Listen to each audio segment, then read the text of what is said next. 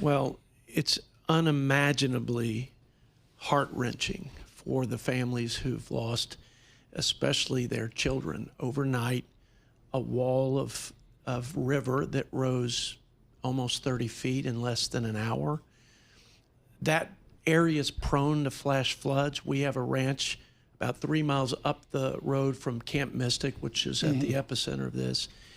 And but we've never seen anything like this. I don't know how you could prepare for it, but we're all praying for that community and those families. And there's still folks missing, and I know the governor's committed to, not ceasing the search and rescue until everybody's found. It's a land of states' rights. It's a land of less federal. You had a horrific winter storm. The winter storms, folks, in northern Texas are glacial. I mean, they're like back to the Ice Age. And the answer is in 1921, Lubbock and Abilene was absolutely leveled, and you dialed 1-800-FEMA to get assistance. Is the FEMA of 2021 the same as the FEMA now?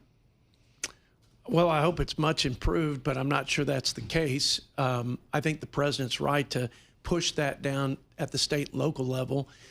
Not necessarily the resources. We're taxed on it one way or the other. I just think folks at the local and state level are probably best to handle it. So, Congressman, talk to us about this legislation that is a big success story for the Trump administration. I know you had a big hand in it. Talk to us about what this spending bill, this tax bill, what does it mean for this economy, do you think, going forward? I think it's significant, and it couldn't come at a better time. I know there's some uncertainty with the tariff realignment. I think that will work out in a very positive way when we get these new deals and we have reciprocal trade relationships with folks.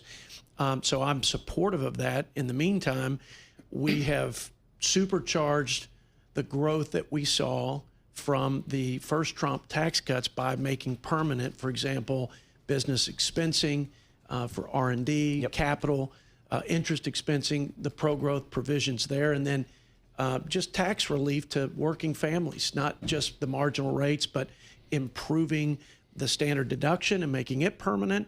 And then, of course, there are several working man provisions, tax on tips, no tax on overtime.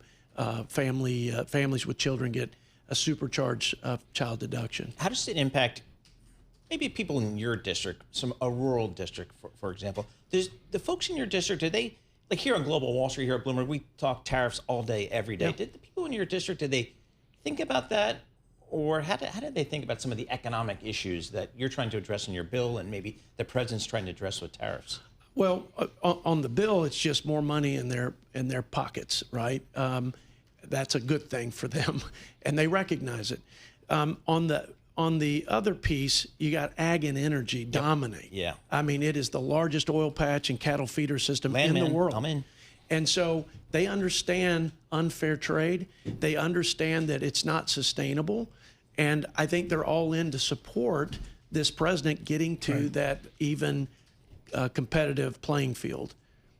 I'm looking, folks, with us, Jodey Arrington here from Texas. We're thrilled he's with us, the 19th Congressional District of Northern Texas. I look at you, you slipped by in the last election, you won 80% of the vote. I mean, you got to do better next time. The president took Texas with 56%. I don't know do you know off the top of your head what he took in the 19th Congressional District? A little less than me. A little less than you. Okay. Yeah, but we're going to get him up there. Okay. But the bottom line is, Lisa had this, or Michael Barr today, student loans are going to affect Texas Tech. They're going to affect your Texas Tech. How do you balance the Trump mantra of tear the federal government apart with those 842 kids at Texas Tech that can't go there this fall? I'm making it up, folks. They can't go there this fall because of the student loan shifts he's proposing. Well, I think the fact that we have all of this student aid and not targeted necessarily the people who need it, I think has an inflationary effect on the cost of education. I'm a former vice chancellor at Texas Tech. That's my alma mater. and the That's largest what they employer. do with walk-on football players. They give them like a fancy job. What was it like when you walked on? I mean, was Patrick Mahomes on the field when you walked on? I would never have a chance. I couldn't even catch the balls that he throws today. He But throws it hard. this was under the Spike Dykes era, where just about anybody and everybody you could fog a mirror could walk on. And in fact, I didn't play football in high school. And when the recruiter asked me when we sat down right before my physical, he said, "What'd you play in high school?" I said, "Tennis." And he thought, "Oh man, I want to see Can I ask this." a delicate question? Cowboys or Chiefs? You know what? Cowboys over the Chiefs, but I'm a college football guy. I'm not really interested. And we're losing that uniqueness in college sports because of NIL, which is another conversation. Paul goes nuts. I think we're destroying. This is another D1 powerhouse, Duke. Paul, continue. Exactly. Congressman, one of the key topics and key issues for President Trump in his election was immigration. You come from a state that is right on the front lines of immigration. How do the folks in your district think about it? I mean, a lot of these folks that come over, they pick our agricultural, they build our homes, they do all that kind of stuff. They bust our tables. How do people in your district think about it? Well, I think they appreciate the fact that we don't have Americans that would do the jobs that are needed in the fields, as you mentioned, in agriculture. Right. Probably the same could be said in the oil patch. Yeah. But I think they first and foremost wanted security and a return to law and order from the chaos. It's been devastating. And I was just there with law enforcement. I'm telling you, the gangs, the drug activity, exponential over the last 4 years. So in order to have the conversation that we need to have about legal immigration and making sure we have a win-win situation with people who want a better life and filling the jobs that we need to produce the food, fuel, and fiber, we needed a president with the will to do what has been done by this president in terms of border security.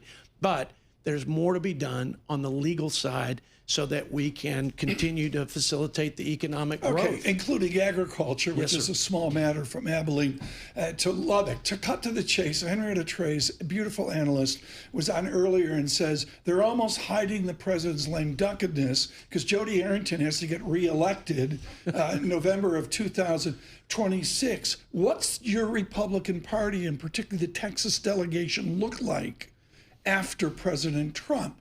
Is this like a moment you guys shift back to, hating Lyndon Baines Johnson, or, what does the framework look like after Trump?